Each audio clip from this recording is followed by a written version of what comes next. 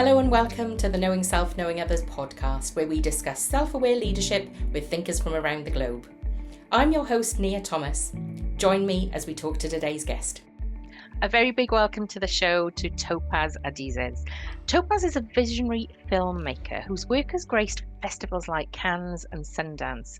In 2015, he produced the Emmy-winning interactive documentary, The And, which went viral and touched over 150 million lives.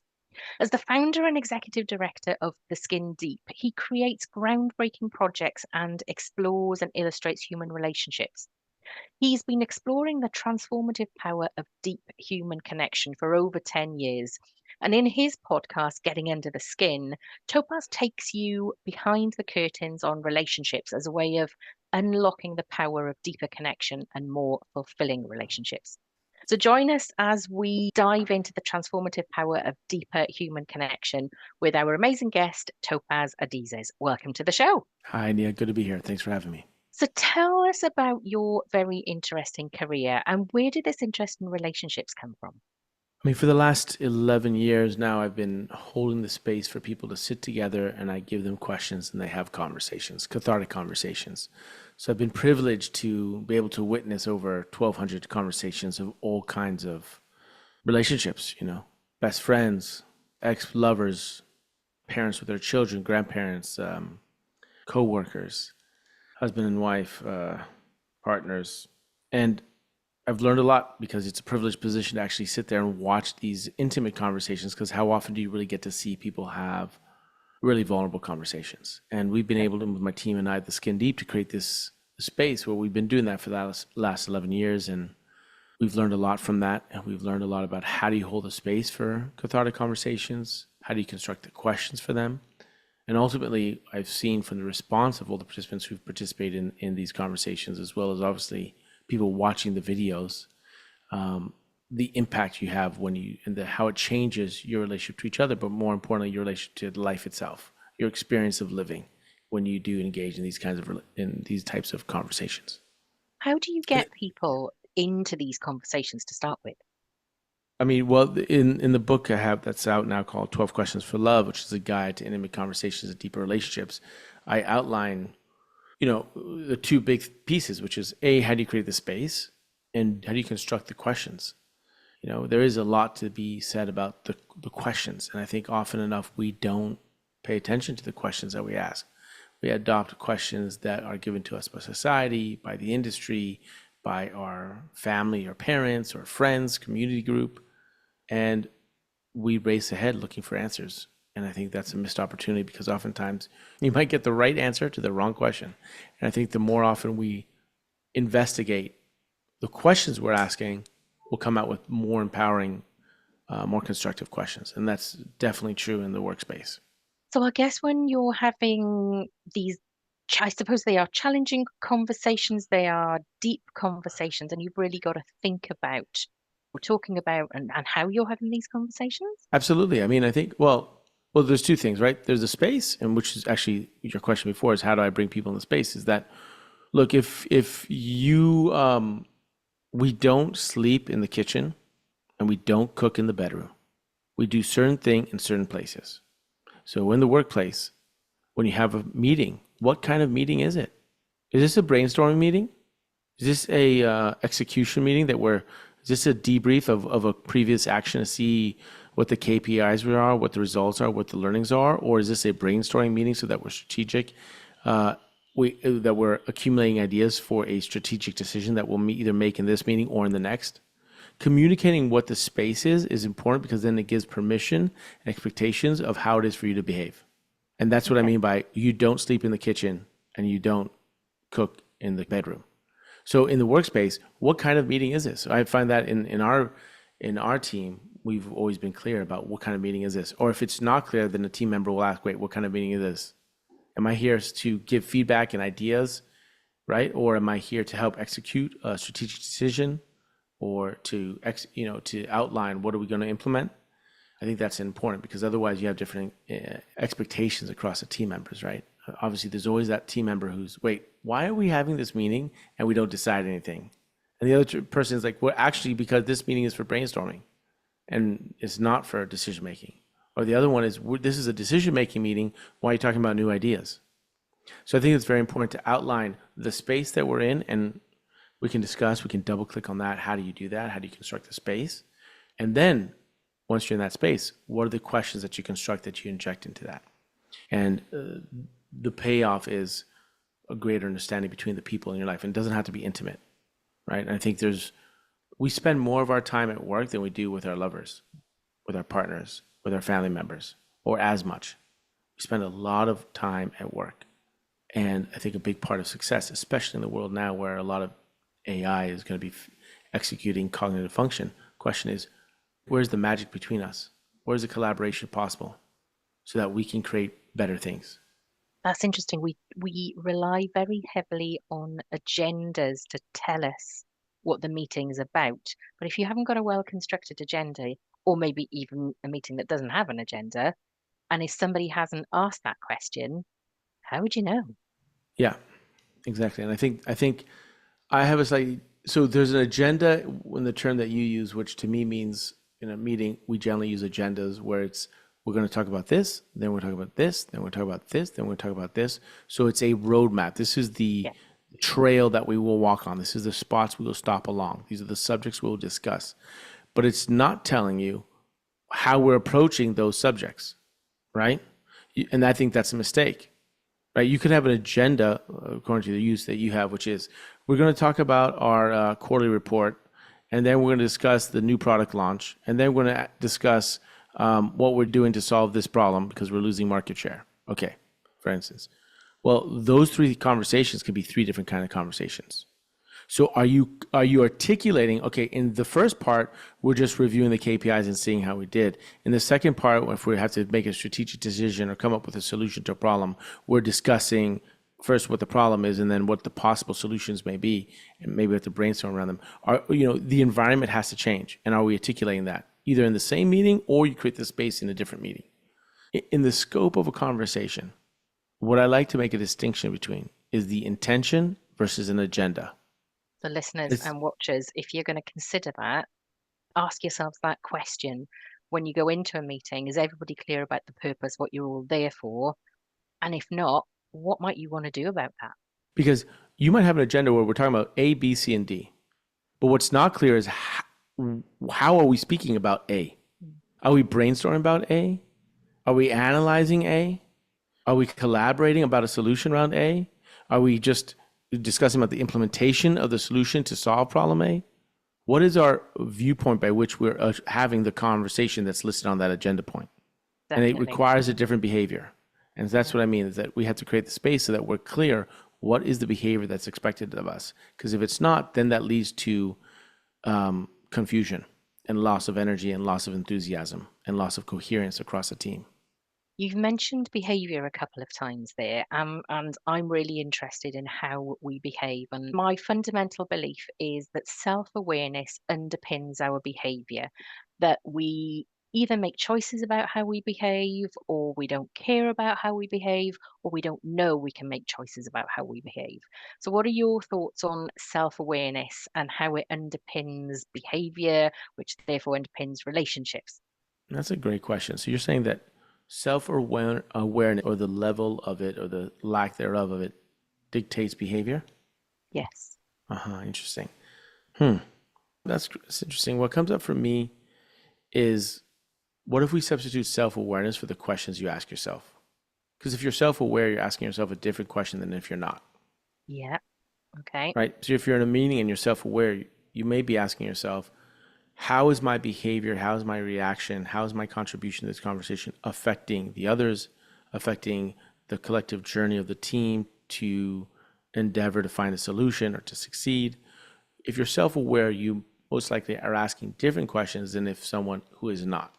And then it's not a binary switch, right? Self-awareness is like a peeling onion. I mean, some are more than others, and there's different aspects of self-awareness. So for me, I like to ask, what is the question we're asking ourselves? What is the question you're asking yourself when you're in that meeting? And be very cognizant that the brain, your head, your mind, the brain, is built to get you answers. It's like a faithful dog that chases any stick you throw, regardless where you throw it. So if you throw the stick into the mud, the dog will run into the mud and get it and come out. So if you ask yourself, why am I failing at work? Or why did I not succeed with this project at work? You will get a whole list of reasons why you did not succeed at work. The dog is faithful, the mind is faithful. It will fetch the stick, it will find you the answers. But instead, you do have the control over where you throw the stick in the form of the question you ask yourself. So instead, if you ask yourself, what's the lesson in this failure that I could take to the next project? That already puts you in a more empowering position because you're seeing the failure as a lesson. You're taking that and you're gonna bring that to the next project that you have at hand, or the next endeavor you're facing. And so for me, self-awareness comes really imperative as to what's the questions we're asking ourselves. You go into a meeting where you know it's going to be problematic. There's a high level of conflict.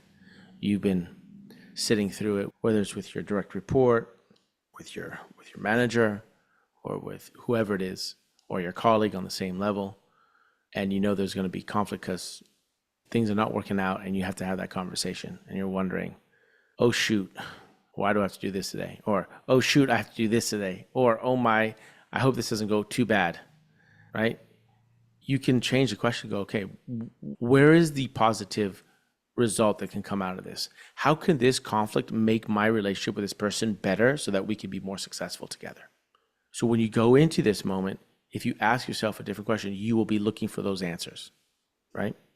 And I think that's really powerful, is shifting. Your question shifts your perspective, which then shifts the way you can perceive a situation and how you can best utilize it. Does that make sense? Oh, absolutely. And I love the way you put that. It's the questions we ask ourselves. And it reminds me of the phrase, be careful what you say because you are listening. That's exactly that mindset shift, isn't it? It's about looking at it from a But different angle. but see, most of us think we're listening to the answers. And what we're not listening to is the question. So you wake up in the morning and go, oh shoot, I have to do that today. You don't realize that you are actually answering a question. Oh shoot, I have to do that today is an answer to the question of what do I have to do today? Or what instead, if you know you have a horrible day, you're looking at your schedule and you got back-to-back meetings all the way through and it's going to be a challenging day. And your response is, oh my, I got to do that today. Okay. Oh geez, this is going to be a tough one. You're asking, well, how's the day looking? It's going to be a tough one. Okay. How about if you shift the question in that moment and you say, in today's challenging day, what's the lesson I can take out of it? Or what's a moment that I can cherish? How can I amplify these challenges so that I create a better team throughout this tension? I love that. That's Right? brilliant. So, Yeah, definitely. and then as a team, we should ask ourselves questions too.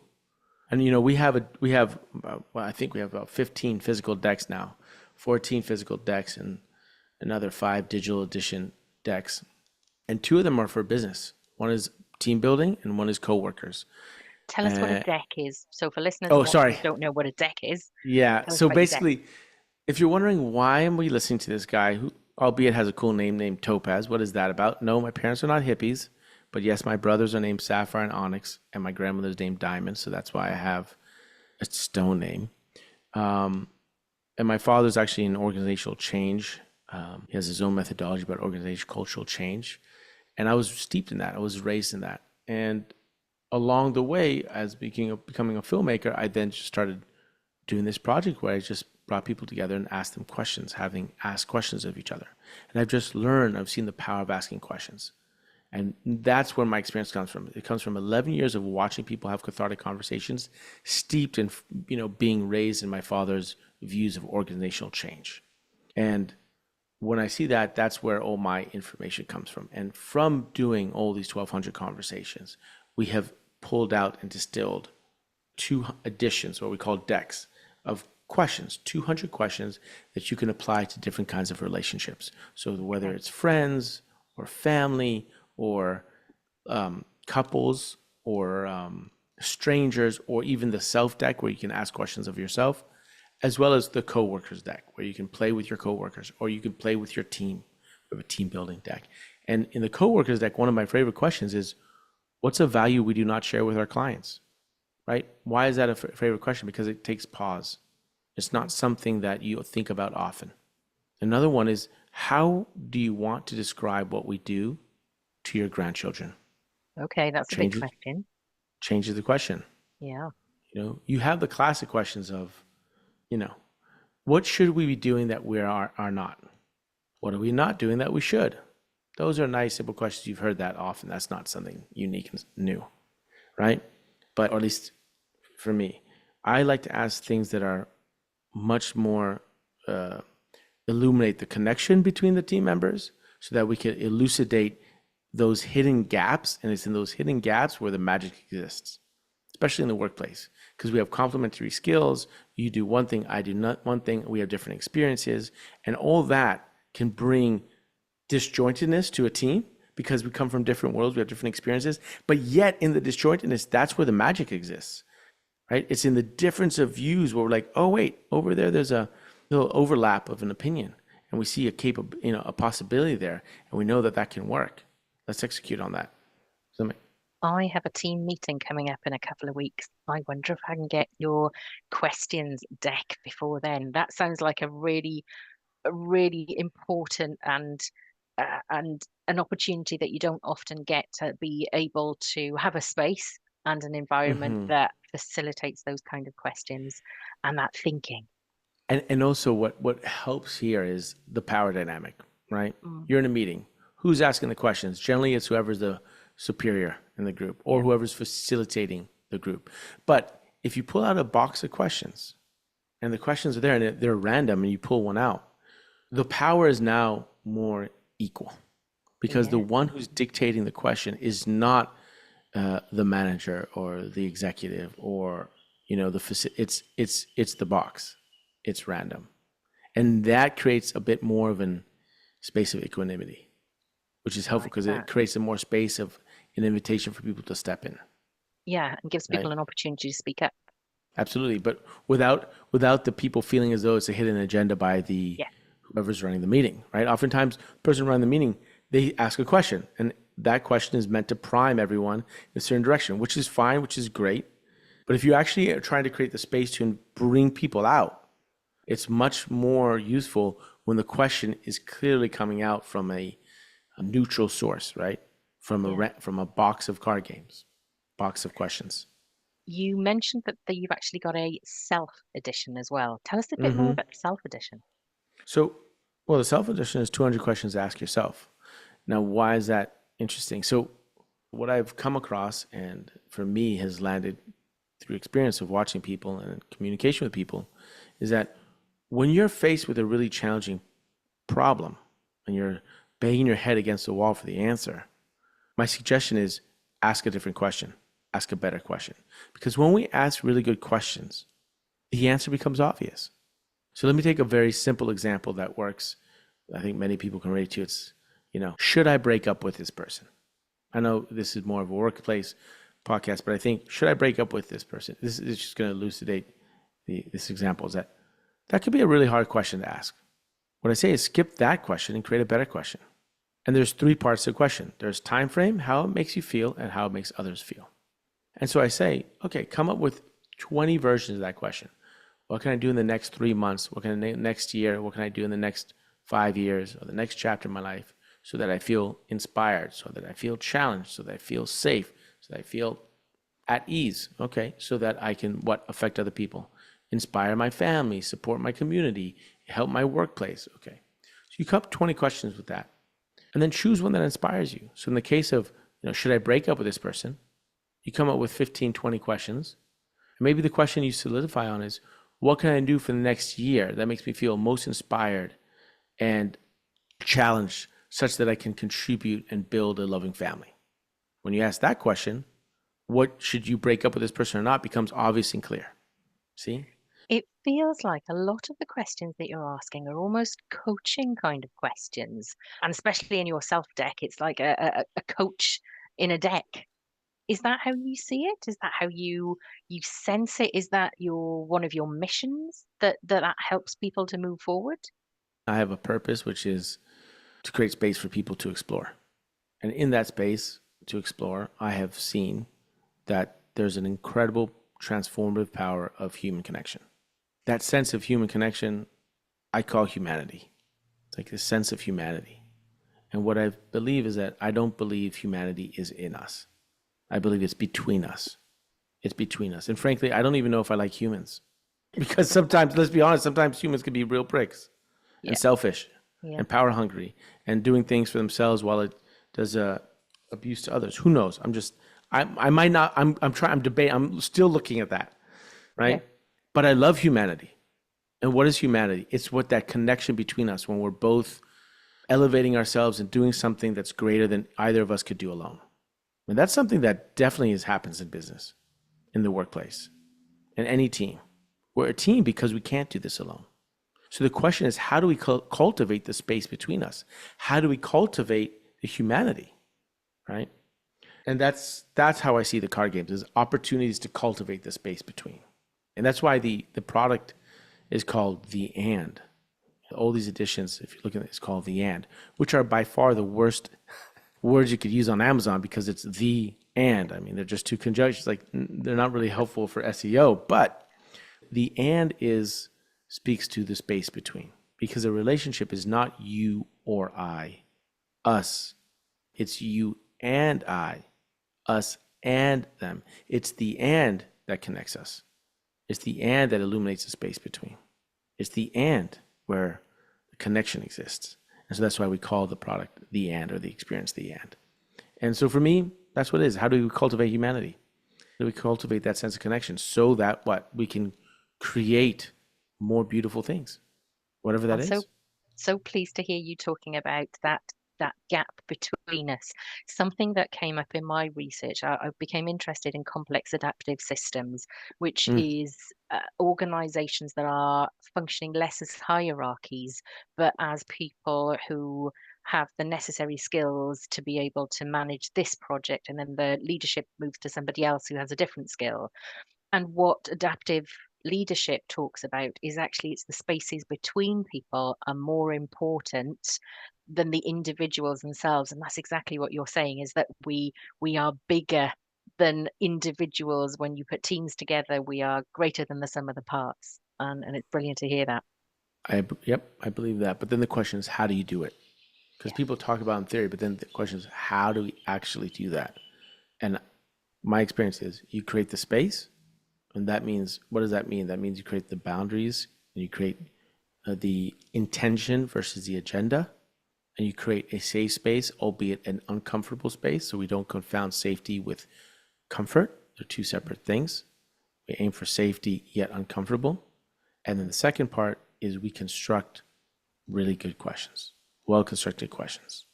And if we do those two things, then you can cultivate the space between, and then you can tap into incredible amount of energy and magic is not the right word in the place of the workplace. Opportunities that are not seen without you accessing them. And then when you do access them, you have incredible opportunities to grow and to achieve your results. You facilitate something called the Grace experience, which you describe as an immersive retreat experience. Tell us a bit more about that, because interestingly, I think you're probably the third podcast guest that I've been talking to about retreats. So there is obviously something about changing your environment, changing your space. Oh, absolutely. So, in my first 15 years of professional work, I was a film director. I would create films, which is basically creating a space and then filming it with a camera, and then editing it again. So you live it once with your actors or your or real people, and then create a world. You capture something in that with the camera. Then you go into the post-production world, and then you recreate that world and recreate that story into another form of living, because you're editing it and you're putting music to it. And so I did that for 15 plus years. And I really understand the idea of space and structure in terms of a story structure. And so for me, I decided, and I need to stop here, because a film director doesn't do immersive retreats.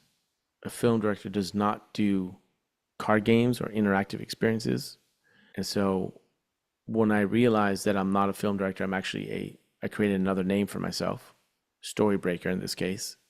That gave me permission to only do these different things, right? And the take home now for the listener is, be really aware of what you call yourself. If you call yourself just a film director, that means you're going to wear your scarf and you're going to go to festivals and you're going to film things and you're going to be a film director. But if you break that mold by giving yourself another name that's more expansive, it gives you more nuance into the possibilities that exist for you in terms of what you can create, but how you can be in that space, right? So if you are a HR director, I'm not saying you have to tell this to other people because that could be confusing, but give yourself another name. Maybe I'm a treasure hunter what does that mean? Well, I find the hidden treasure in people and I amplify it. That would give you a different perspective in terms of what your job is. Just a suggestion. There's a power in what we name ourselves. Yeah. And so for me, when I call myself a story breaker, and the reason I call that was I realized we all tell ourselves stories. And then something happens that breaks your story.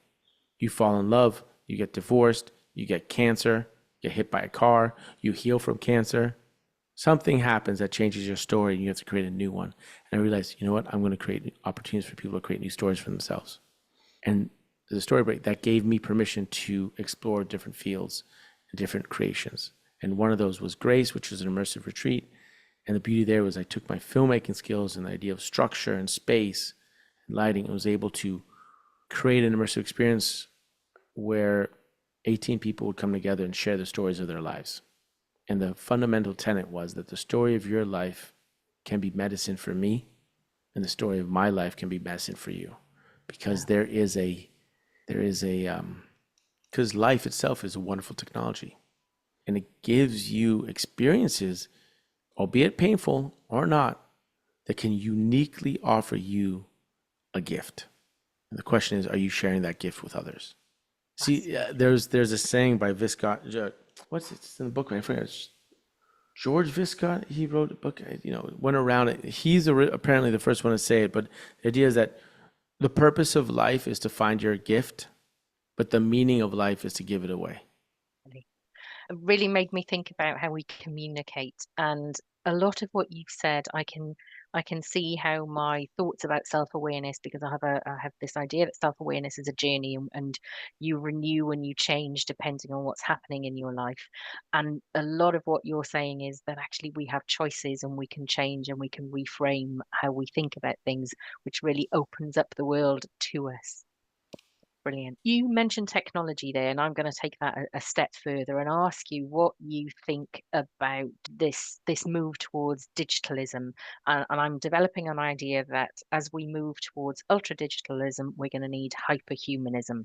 And you mentioned humanism right at the beginning. And I'm interested to know what you think about relationships. How are they going to develop? What we are going to need and possibly need more of as we become more digitally reliant. Well, great.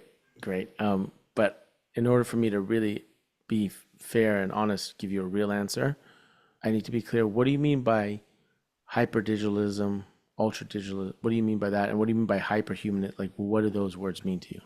So for me, as we become more reliant in the workplace on digital fixes and software, and rather than us as humans being able to do the work or doing the work as we would ordinarily do, we click a button or we put it into chat gpt and we give it the instruction and it throws it out for us. So I think there will be a far less human involvement in a lot of the work that we produce, because it'll be produced by the commands that we're giving our AI. And I think that's where I'm really thinking about what ultra digitalism means. Now, for me, hyperhumanism, what I'm seeing is that as we move towards things that are more technological, that actually as human beings, we need to hold on even tighter towards this humanism. And that actually, as the world becomes more digital in one direction, we're going to need to be more human in the other direction, almost like balancing the seesaw. And that actually it's about retaining our humanity. We need purpose. We need to live to our values. We want to be engaged in our organizations. If we are moving towards an increasingly digital working world, we're going to have to move towards humanism to maintain that balance of what we need as human beings, that social interaction, that relationship. So that's what I mean by ultra digitalism, hyperhumanism.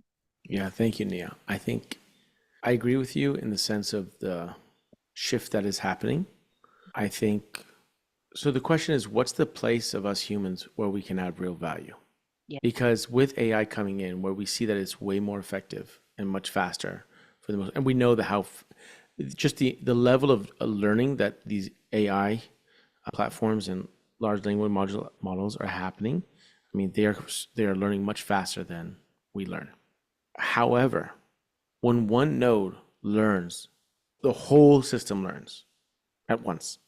So you just imagine, if it would be like if one baby learns a Japanese word, but we're all connected in the same way the AI is, then every baby learns that Japanese word in that moment.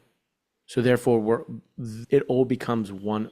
It's all one organism that's learning at the same pace, at the same information, and there's no misunderstanding. It's all one piece. But we humans are designed differently. We learn at different rates. We see things differently, and it's in that which creates conflict because we understand things differently. We give different meanings to different words. We have different feelings about different thoughts. We are different, but that's our unique place, I believe, is in the difference. And that's what I mean by the magic. The opportunities exist because we learn at different rates, because we see things differently. And if we can harness that, then we can create really beautiful problems to solve. And what I'm really saying is we can create really beautiful questions to ask, and then we solve them. And those solutions are beautiful things because we learn differently, we see things differently, and if we create the space to really engage with one another, we can ask really beautiful questions. But if we are an AI that's all learning at the same time, I don't think the questions that it asks of itself is that interesting. And therefore, the solutions it comes up with will not be that beautiful, will not be that interesting. And by interesting, I think, yeah. So that's a good question. What does interesting mean? What does beautiful mean? But that's another Pandora's box. But in the space, in the future, where all the cognitive functions are being done by AI, and you're going to need less and less humans, the question is, what is the space for humans? And our space is in, when you say become more human, what does that mean? Hyperhuman. What does it mean when you say we have to become more human? That's a great question. For me, it's returning to the patterns of nature. That's what it means to me. And the patterns of nature, what is fundamental to humans is our connection and relationship with one another. So how do we cultivate more connection with one another? How do we, and sometimes because we're all different, learning at different rates, we have more conflict because we have different perspectives, different definitions to the same words, misunderstandings. But if we could sit in that and we can explore that, we can find the magic. We can find the opportunities that wouldn't exist there that are not so obvious. It's like the flipping of the coin. What was once a challenge becomes the opportunity. So how do you cultivate that? That to me is the way of the opportunity for us so that we just doesn't become so monotonous. Everything becomes the same. One of the definitions of my layers of self-awareness or my model of self-aware leadership is reflection of your hard skills and reflection of your relational skills. It almost feels like the hard skills, part of those will be handed over to AI, but we can never hand over the relational skills because that is unique to humans. Yeah, but the soft skills can be emulated too, right? I mean, the AIs can talk to each other. There's AI therapy tools now. I mean, people are connecting with therapy tools and getting a sense of emotional connection to an AI tool. So it can be emulated. I feel like the relational skills can be emulated, right? How What do you do think? we deal with that? Does that then take away the humanity because it's emulated and it's algorithmic as opposed to humanistic?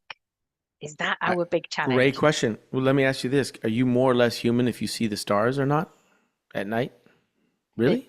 You are as human whether you see the stars or not. Okay. So you're having as human experience that's why I think the question is like, what does it really mean now in the future of us to be human? To what connection, what distinguishes us from all the digital machines that are being built? You know, And I I wonder. suppose I'm answering that on the basis that some people can see and some people can't see. Oh, absolutely. You're absolutely right. That's maybe that's my ableist. Contextualization of our No, question. that's wonderful. Maybe that's a great point. That's a great point. Maybe I should not be asking about seeing the stars, but I'm trying to give an example of when I was living in New York and you would look up, living there for 18 years, and you look up at the stars and you see two stars. versus when you're living in a place where you look up and you see thousands of stars. Your place in the universe and your being shifts because you don't have a sense of the cosmos when you don't see stars, or your sense of watching. But you're right. I mean, this is not, and I can't speak to if you have the visually challenged, then obviously that's different. And I can't speak to that because fortunately I can see. But what I'm saying is that for a human, if you're watching the sunset or you don't watch the sunset, I do think that changes you physiologically. I think that does give you a sense of the ending of a day and the beginning of night, that day will never come back. I think that there's practices to remind us of what is human, and even the word human, what is that? To me, it's relational. It's like we are in relationship with one another, but we're also in relationship with earth and nature. And how connected are we to that? And that's what I mean by the patterns of nature. I think that can really be incredibly useful to us ask. But ultimately, why? What is this guy talking about? Is what's the questions we're asking ourselves? And, the AI is not really a question asker of itself. It's an executor of questions. It's an answer finder. Yeah. So what questions are you asking it? It's a new tool. It's an incredibly potent tool that's in our hands. What question are we asking of that tool? Yes. Fascinating conversation, philosophical debate, a little bit of existential thinking going on. Yeah. Thank you, Topaz, for joining me. That was really, really interesting. Before you go, tell me, how can our listeners and our watchers get hold of your questions? So theskindeep.com. We sell throughout England and the UK, throughout UK and Canada, Mexico, all of Europe, the US. So theskindeep.com, and the book 12 Questions for Love is available in ebook, audiobook, and hardcover on Amazon and anywhere you get your ebooks, or audiobooks. So that's basically how you can find us. And the social media channels are The Skin Deep. We'll make sure that there are links in the show notes so that if anybody does want to get in touch with you and buy a set of your questions, I'm going to be one of them, they certainly can do. Topaz, thank you for joining me. It's been really interesting. Thank you, Nia. Thank you so much. Thank you for your time. Thank you for joining me on today's episode, where we aim to develop self-aware leaders around the globe to generate kinder, more respectful and creative working relationships through reflection, recognition and regulation. Head over to my website at knowingselfknowingothers.co.uk to sign up to my newsletter to keep up to date with my blog, podcast and book. Looking forward to having you on my learning journey.